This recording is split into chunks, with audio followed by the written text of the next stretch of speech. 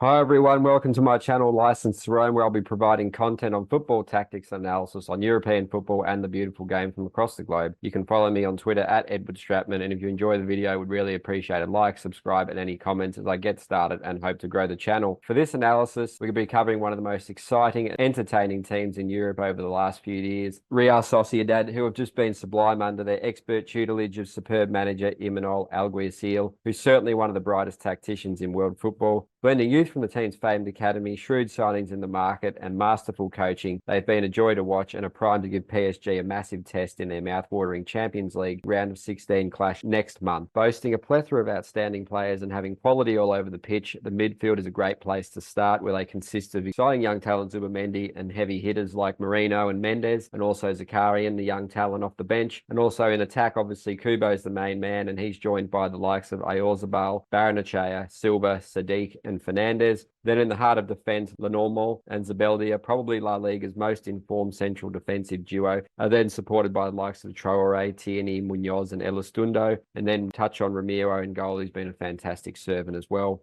While they are brilliant in possession with their build-up mechanics, movement, and high technical level all over, which is something I've covered for Y-Scout and other outlets in the past, their incredible pressing game is the focus of this analysis. And with their huge Champions League game with PSG on the horizon, this will be a key deciding feature of this colossal clash. Real Sociedad's aptitude in this regard is sure to make PSG extremely uncomfortable in build-up, coherent, working as a collective, ideally structured, knowing their roles and responsibility, and full of intensity. Their high press from their usual base 4-4-2, 4-2-3-1, 4-1-3-2, or 4-3-3 animation is always a real game changer. Obviously, having taken their Champions League group by storm to progress out alongside Inter, they are set to give PSG an extremely stern examination. With this one set to be an intriguing clash between the star-studded team in transition, PSG, under Enrique, that's oozing many heavy hitters, and La Real, who are exceptional collective outfit and are so tactically sophisticated, strong, all on the same page, and who have been together for many years, giving them that vital stability and superb understanding of their coach's demands and one another's characteristics and tendencies. All right, before we touch on some deeper analysis, let's firstly look at some numbers. Obviously, they're a well-oiled machine who are all on the same page, and it's little wonder that they stack up so highly in a host of defensive statistics over the last season and a half.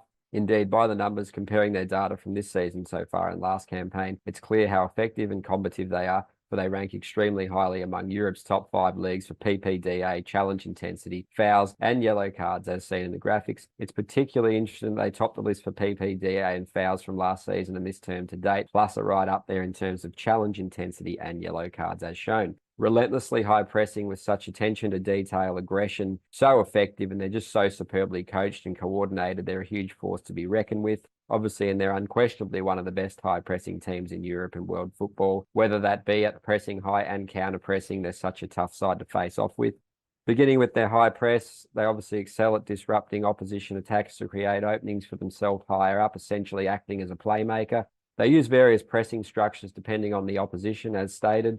Masters at setting traps, giving the ball holder a perception a man is free before pouncing, and maintaining access to multiple players if needed. Plus, they're so good at anticipating jumps and understanding when to jump. Also, to use the touchline as an extra defender to hem foes in and usher them away from central areas. This adds to their worth. Getting things like shifting across spot on, for example, in the far side wing, or edge on to the opposition central midfielder when one of the Sociedad midfielders steps up to press. And another one would be when one of the forwards uses the cover shadow to block lanes to a holding midfielder or central defender when they're pressing another defender or the goalkeeper. They just sort of work around the schemes of the opponent very nicely. Obviously, another interesting structure they like to deploy is man marking against their opposite central midfielders, and also fullbacks. They do a good job of alternating when to stay on their winger or pushing up onto the opposition fullback high, depending on what the situation is. So that just gives them another edge, being all on the same page and together. Obviously, with the pressing, that intense back to goal, especially from the midfielders and defenders, is a big aspect of theirs too, because they follow them deep, track them aggressively, and that just makes it really hard for them to get a clean first touch or execute any actions cleanly or even turn them to face.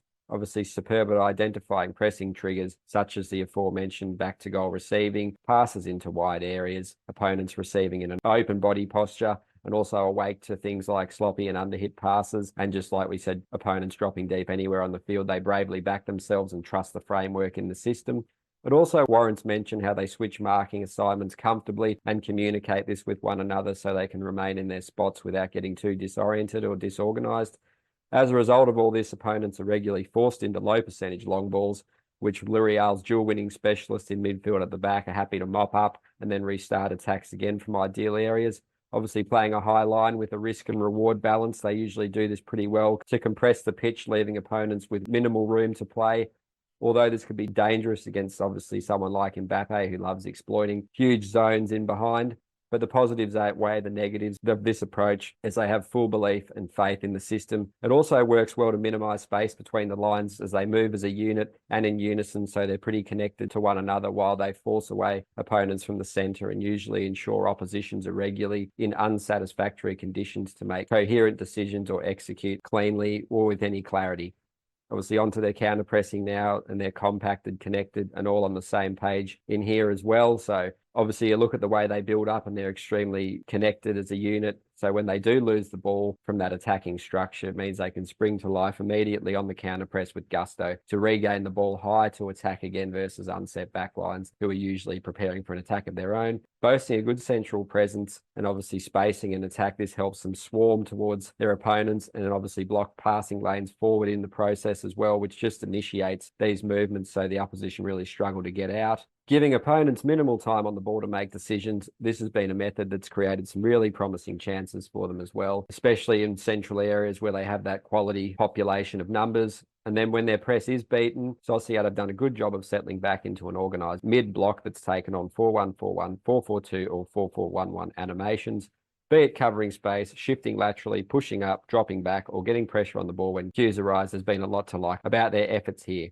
Obviously, Alguacil's enormously exciting Sociedad continue to flex their muscles with their energetic pressing and all-round intensity without possession, always keen to win the ball back, both in high-pressing situations and through their determined counter-pressing when they lose the ball. It's just been a joy to watch them get at opponents in a coordinated and fierce manner, even though they give away a host of fouls, which has the added bonus of crucially stopping attacks swiftly before they can develop these sort of tactical fouls. Unquestionably one of the best coached teams on the continent. The way the multifaceted L'Oreal supplement their exceptional work in possession with their assertiveness without it has ensured they're one of the toughest teams to face off against in Europe. Obviously, PSG are set to find this out emphatically when they take on this collectively and individually superb Real Sociedad outfit who are so locked into their principles within Alguacil's defined philosophy in a fixture where their accomplished pressing could be the difference between victory and defeat. Right, that's the end of the analysis. If you enjoyed this video, please like and subscribe and leave a comment. Would really appreciate it. Thank you for taking the time to watch the video and have a great day. Stay tuned for the next analysis.